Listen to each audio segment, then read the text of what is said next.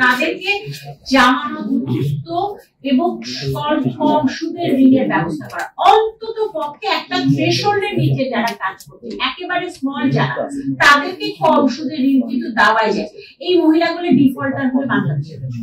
নারী এবং শিশু মন্ত্রণালয় যেটি রয়েছে তার, এটা একটু আগেই বললাম, সেই মন্ত্রণালয়টাকে অবশ্যই একটা লিড রোল নিতে হবে এবং সেখানে তাদের ক্ষেত্রে তার যে বরাদ্দটা নারী এবং শিশু কল্যাণ মন্ত্রণালয়, সেই বরাদ্দটা সিগনিফিকেন্টলি বাড়ানোর দরকার রয়েছে এবং সেই মন্ত্রণালয়কে ক্ষমতায়িত করাও খুব জরুরি। অর্থাৎ গুরুত্বপূর্ণ পদে যারা থাকবেন তারা আসলে জেন্ডারের বিষয়টি বুঝবেন, জানবেন এবং জেন্ডার সংক্রান্ত কাজ করে তাদের অভ্যস্ত তারা রয়েছেন এবং বিভিন্ন গুরুত্বপূর্ণ এক্সপেরিয়েন্সের ভিত্তিতে তারা ওই মন্ত্রণালয়ে যে অর্থটা দেওয়া হবে সেই অর্থটা সঠিক ব্যবহার করতে পারবে, সেই রকম যারা রয়েছেন তাদেরকে কিন্তু সেই মন্ত্রণালয়গুলোকে দেওয়া হবে। আমাদের দেশে একটা সমস্যা হচ্ছে minister of women and children affairs হচ্ছে আমাদের সার্বিক অবস্থার মতো। আমাদের এই মন্ত্রণালয়গুলোকে খুব একটা বাজেট দেওয়া বা খুব একটা ক্ষমতায়িত করার চেষ্টা করা হয়।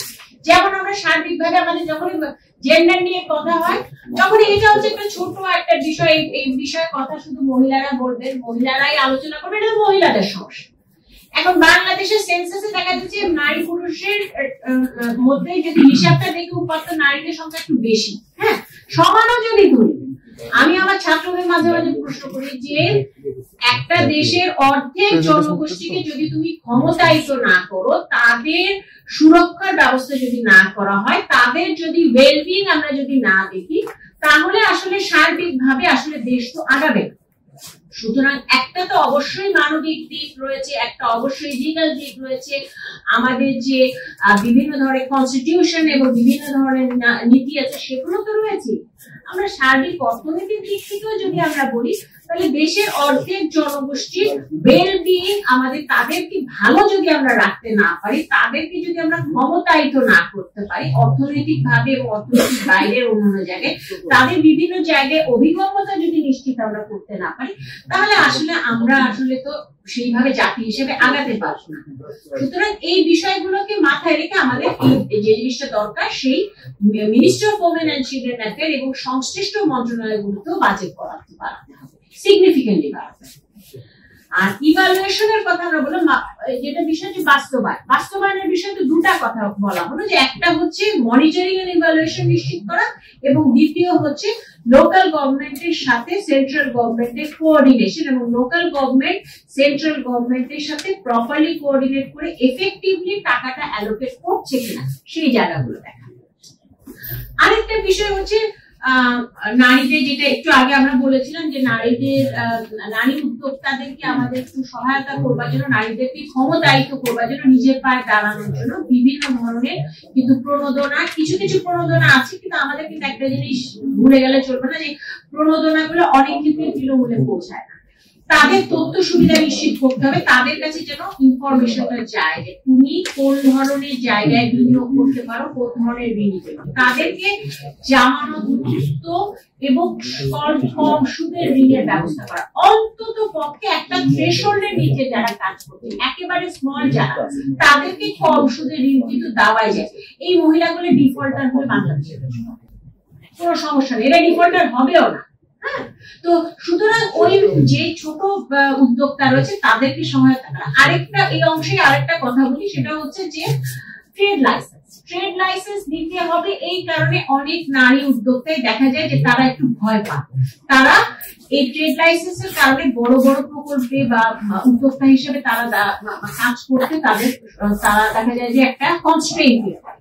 সেই সমস্ত ক্ষেত্রে কিছু কিন্তু ব্যবস্থা নেওয়াই যায়, যে 1 বছর বা 2 বছরের জন্য যারা একটা নির্দিষ্ট থ্রেশহোল্ডের টার্নওভারের নিচে যারা আছে, যারা একেবারে স্মল এবং মিডিয়াম, মাইক্রো এবং স্মল উদ্যোক্তা, তাদের জন্য বলা যেতে পারে একটা বেসিক একটা পারমিটের মতো থাকলো, ট্রেড লাইসেন্সের মতো কিছু থাকলো না, জাস্ট ন্যাশনাল আইডি কার্ড এবং একটা ব্যাংক অ্যাকাউন্ট করে দেওয়া হলো, ফিনান্সিয়াল আর্থিক অন্তর্ভুক্তিও তাদের হলো, এবং এর মাধ্যমে তাকে ব্যবসা করবার জন্য একটা ট্রেড লাইসেন্সের একটা প্রি ট্রেড লাইসেন্স একটা দিতে পারে।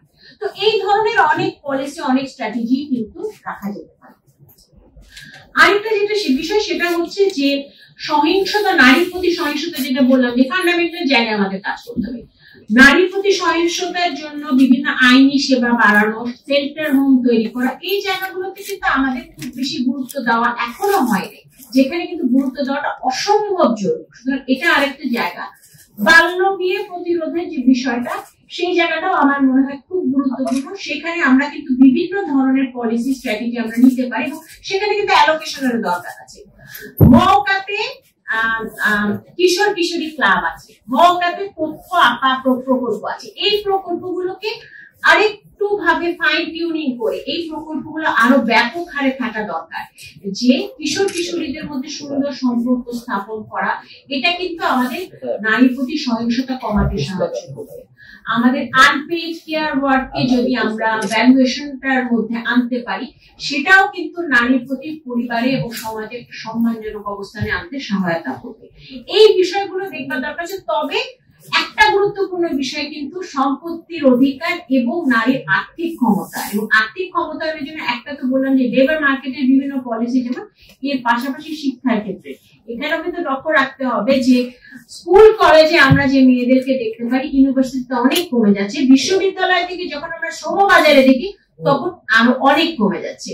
এবং আমরা যদি এই বছরের আমরা যদি শ্রম শক্তি জরিপের তথ্যটা দেখি, গত 2016-17 তুলনায় 36% থেকে আমাদের নারী শ্রমবাজারে অংশগ্রহণ 43% মতো হয়েছে, যেটা খুবই আনন্দের বিষয় হিসেবে আমরা চিন্তা করতে পারতাম। কিন্তু এখানে একটা সমস্যা আছে। সমস্যাটা হচ্ছে গ্রামে নারীর অংশগ্রহণ বেড়েছে, যে অংশগ্রহণ বাড়াটা দেখেছি গ্রামে, শহরে না, শহরে কমেছে।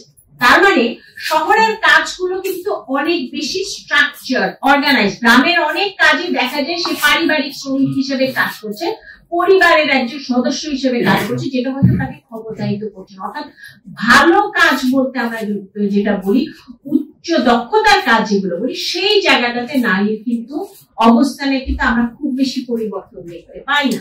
সেই জায়গাগুলোতে আসলে কাজ করার দরকার আছে। আরেকটা যেটা বলার আছে সেটা হচ্ছে যে গৃহস্থালী কাজে নারী শ্রম লাঘব করবার জন্য এই বিষয়টাকে বাজেটে আরো হাইলাইট করা, স্যাটেলাইট অ্যাকাউন্টের বিষয়টা আনা এবং গৃহস্থালী বিভিন্ন সরঞ্জামাত, সেই জায়গাটাতে কিন্তু দামে সামান্য পরিবর্তন কিন্তু নারীর সার্বিকভাবে নারীর অভিগমতা এবং নারীর কিছুটা হলেও হাতটা লাঘব করার ক্ষেত্রে সহায়তা করতে পারে। আরেকটা বিষয় হচ্ছে যে বিভিন্ন সেবাদানকারী প্রতিষ্ঠান এবং ব্যক্তি যারা রয়েছে তাদের জেন্ডার বাজেটের এবং জেন্ডার বিষয় প্রশিক্ষণের মধ্যে আনতে হবে। অর্থাৎ একটা বিষয় খুব গুরুত্বপূর্ণ, সেটা হচ্ছে জেন্ডার রেস্ট্রিকটিভ নর্ম। আমরা যেটা বলি, এই জেন্ডার রেস্ট্রিকটিভ নর্ম কিন্তু আমাদের পিছিয়ে যাচ্ছে।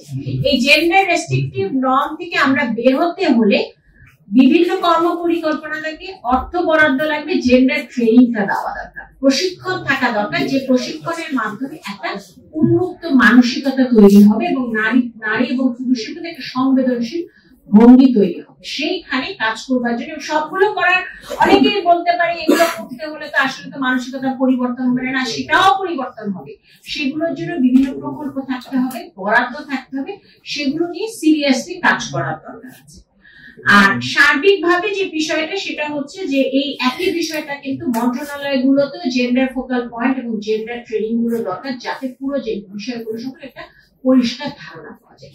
মূলত পরিবীক্ষণ এবং মূল্যায়ন, নারীর শিক্ষা, স্বাস্থ্য এবং শ্রমবাজারে অংশগ্রহণ, এই তিনটা জায়গায় বিভিন্ন ক্ষেত্রে বরাদ্দটা বাড়ানো এবং ফান্ডামেন্টাল যে কিছু বিষয় আছে, বাল্য বিয়ে থেকে শুরু করে নারীর প্রতি সহিংসতা এবং নারীর সম্পত্তিতে অধিকার, এই বিষয়গুলো যদি আমরা সুনিশ্চিত করতে পারি এবং সেগুলোর নিরীক্ষে যদি বাজেট বরাদ্দটা আমরা সেইভাবে পরিকল্পনা করতে পারি, তাহলে কিন্তু আমাদের সার্বিক বাজেটটা আমরা বলতে পারি কিছুটা হলেও আমাদের জেন্ডার সংবেদনশীল বাজেটের দিকে গিয়েছে এবং সেই দিকেই কিন্তু আমাদের আসলে লক্ষ্যটা হবে।